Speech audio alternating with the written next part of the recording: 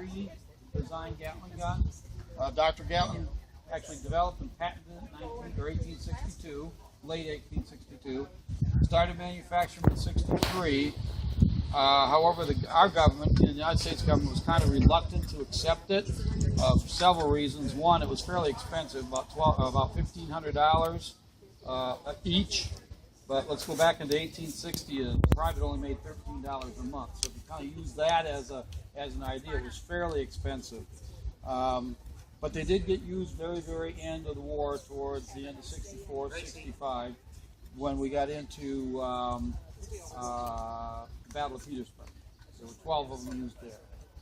Probably didn't really change the war much because it was too late when it came out.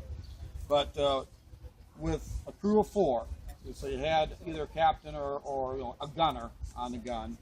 You would then have a private on the magazines, a private cranking the crank, and then a young lad, probably around 12 or so, running back and forth with already preloaded magazines. And these will only hold 20.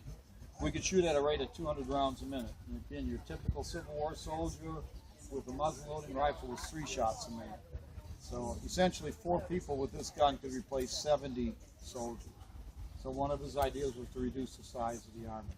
The other thing is to have something so devastating that it would end war. You know, kind of like what the atomic bomb tried to do. And there are all sorts of examples. So we have to drop cartridges in.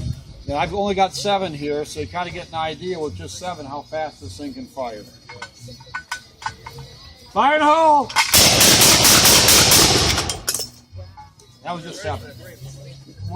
Last week we just did it for giggles and laughs, timed how long it took me to go through 20 rounds. It's got a heck of an appetite.